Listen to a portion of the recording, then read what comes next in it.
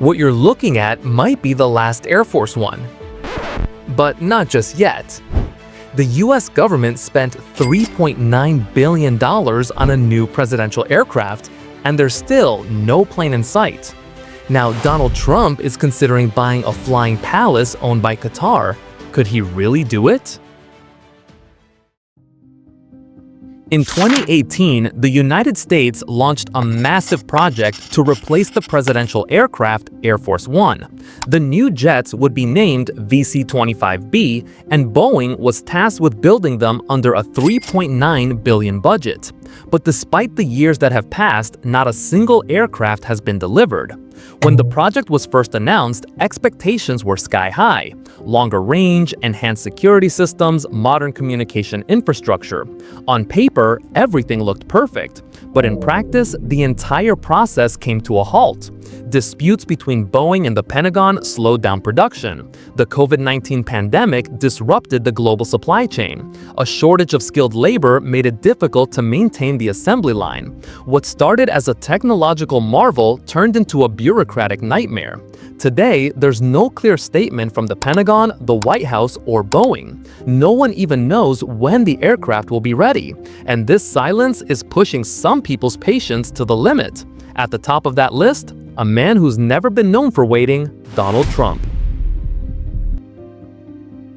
As delays in the new Air Force One project dragged on, Trump made a move that surprised everyone. In February 2024, a massive Boeing 747-8 landed in Florida and stunned onlookers. But this wasn't your typical passenger jet. Its interior resembled a palace, luxury furnishings, private suites, spacious lounges. The aircraft belonged to former Qatari Prime Minister Hamad bin Jassim Al Thani and looked more like a floating mansion in the sky. Trump spent 72 minutes inspecting the jet, evaluating every detail, from the seat fabrics to the bedrooms.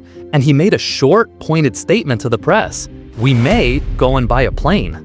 Was it just a bluff or a real signal of intent? No one knows for sure. But one thing is clear, with that single comment, Trump captured the attention of both the media and Boeing.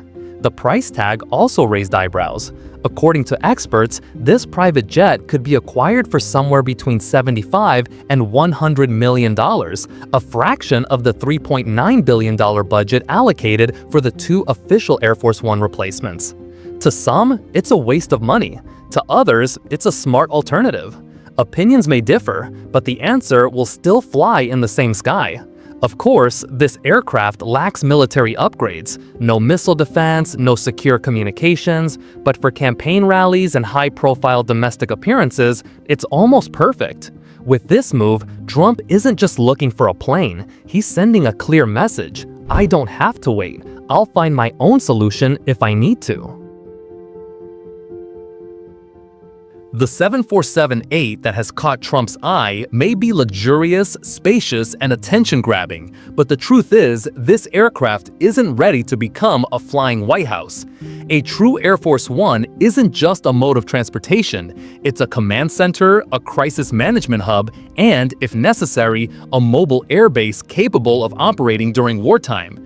It includes encrypted communication systems, electronic warfare defenses, missile countermeasures, and even a medical unit for emergency procedures. The luxury 747-8 Trump toured, on the other hand, is, at least for now, just a flashy airplane. It lacks any military-grade defense systems, secure communications infrastructure, or specialized electronics. However, with the right modifications, it could serve as a backup presidential aircraft for low-risk missions, especially domestic campaign flights. Its striking appearance and lavish cabin design offer the perfect setting for the kind of rallies Trump enjoys taking center stage at. So no, this plane may never be Air Force One, but Trump Force One? Why not? And perhaps the real goal isn't to fully utilize the plane, but to send a message. Trump's move represents more than just a search for an aircraft. If the system doesn't work, I'll build my own. That message isn't just for Boeing. It's a clear warning aimed at the Pentagon and the broader Washington bureaucracy. While Trump explores his own alternative, the real new Air Force One is still nowhere to be seen. But why? Back in 2015, the U.S. Air Force selected the Boeing 747-8 platform to replace the aging Air Force One fleet. The project was named VC-25B, and the plan was to deliver 2 aircraft by 2024. But things didn't go as expected. COVID-19, global supply chain disruptions, workforce issues at Boeing, and the general lack of clarity surrounding the project. All of these caused repeated delays. The result? The entire timeline has collapsed. Statements from Boeing and the Pentagon have been vague or insufficient, and the delivery dates have been pushed back again and again. And this isn't just a refurbishment. You can't just take a commercial airliner and slap on a few upgrades. A presidential aircraft must be armored, self-sufficient, capable of flying in any weather, and even ready for a nuclear war scenario. Every antenna, wire, system, and line of code must be recertified for defense-grade use, and that takes time, engineering, and a massive budget. So who's footing the bill for these delays? The American taxpayer. The cost has already ballooned past the original $3.9 billion and is now nearing $5 billion, and there's still no finished aircraft in sight. Since Boeing hasn't delivered, Trump is building his own solution.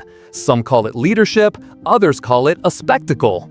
The VC-25A aircraft, which have been transporting U.S. presidents for over 30 years, are still in service. But how much do these aging planes actually cost? The numbers are surprisingly high. In 2021, the U.S. Air Force revealed the cost of operating one VC-25A for just a single hour: $177,843. Yes, you heard that right. That's nearly $3,000 per minute. What's behind this massive expense? Fuel. These giant Boeing 747s burn through tens of thousands of dollars in jet fuel per flight. Maintenance. Each flight requires pre- and post-flight inspections, system diagnostics, and part replacements. And since the planes are aging, sourcing parts is getting even more difficult. Crew. Flight engineers, navigators, communication specialists, flight attendants, all are elite personnel with specialized training for high-stakes missions. Classified security systems, radar jammers, missile countermeasures, electronic warfare tech, all require constant upkeep and regular upgrades, and as time passes, keeping these systems operational becomes even more expensive. That's exactly why the VC-25As needed to be replaced, but the new aircraft still haven't arrived, and that means increased risk for security and a growing burden on the federal budget. In 2015, the U.S. Air Force took action to replace the aging VC-25A fleet. The chosen platform, the military version of the Boeing 747-8, known as the VC-25B.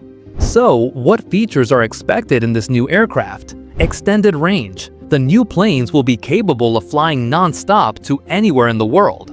Advanced communication systems. They will be equipped with real-time, satellite-supported, encrypted communication infrastructure. The president will be able to manage military operations from the aircraft if necessary. High-level security measures. EMP, electromagnetic pulse protection, advanced radar systems, and missile countermeasures will make the aircraft a flying bunker. Medical capabilities. A mini hospital and even an operating room will be included for emergency situations. Modern design. The interior will be optimized for today's leadership needs. Meeting rooms, rest areas, and the cabin system improved for pressure and humidity. Everything looks impressive on paper, but 9 years have passed and there still isn't a fully flight-ready VC-25B. The original delivery date was 2024. Now people are talking about mid-2027. But nothing is certain. Everything remains unclear. That's why Trump's interest in Qatar's Boeing 747 might not just be symbolic.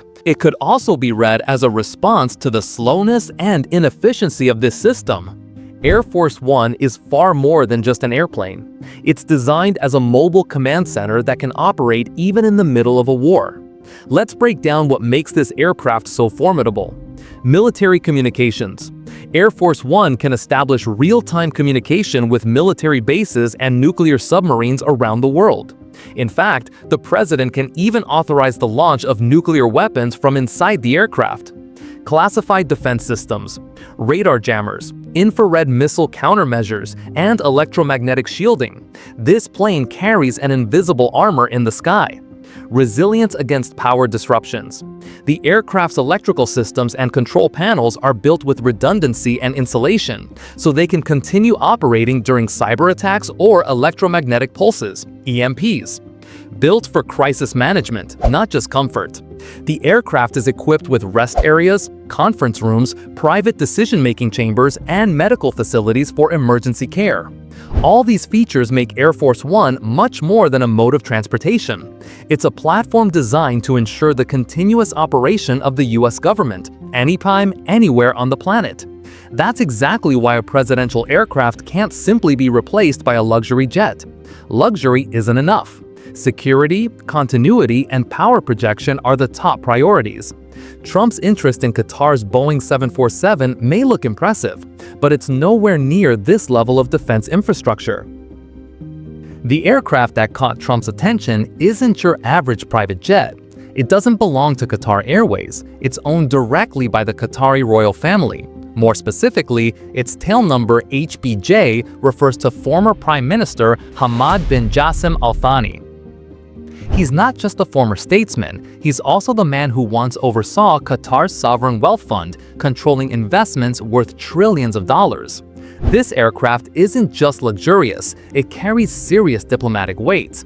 So what exactly does this plane offer? The signature of Alberto Pinto, the world-renowned designer, didn't just style this aircraft, he's also known for outfitting royal yachts and doomsday shelters for the ultra-wealthy. $100 million interior. It features guest suites, a master bedroom, conference rooms, private lounges, and more living space than most apartments in Manhattan. A palace in the sky. This isn't just a mode of transportation, it's a flying residence and a symbol of prestige. Trump's interest in this aircraft seems more symbolic than technical. It reflects his language of wealth, power, and defiance. But buying it is only half the story. Using this plane could open or close several diplomatic doors. Because this isn't just a jet, it's Qatar itself.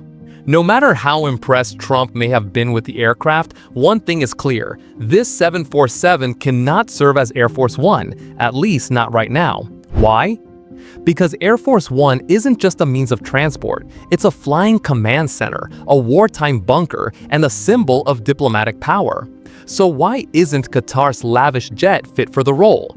No defensive systems. The plane lacks missile defense systems, radar jammers, or EMP, electromagnetic pulse protection. No secure communications. If war breaks out, the President of the United States must be able to make nuclear decisions from the sky. This jet has no encrypted or secure communication infrastructure. No military integration.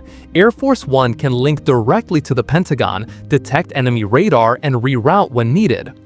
Qatar's jet? It's a flying palace, not a battlefield platform. And converting it wouldn't be simple either.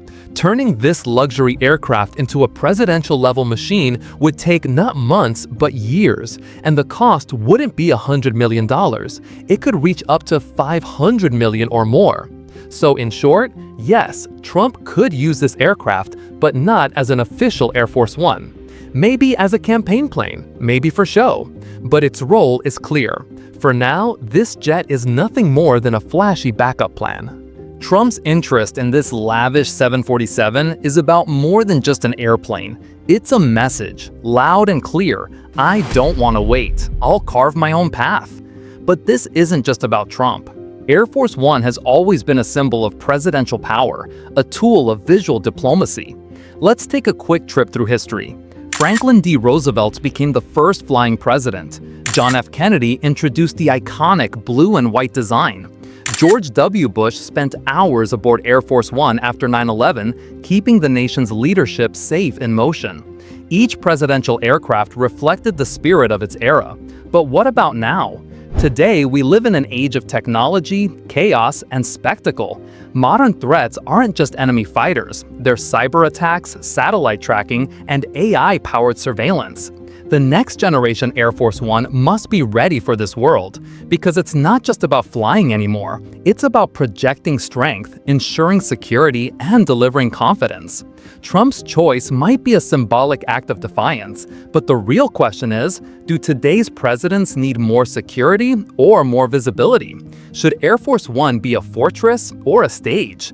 That debate will continue, but for now, one thing is certain. Trump's interest alone was enough to stir the Pentagon, Boeing, and the public. If you want to see more content like this, don't forget to like the video and subscribe to our channel. See you at 40,000 feet.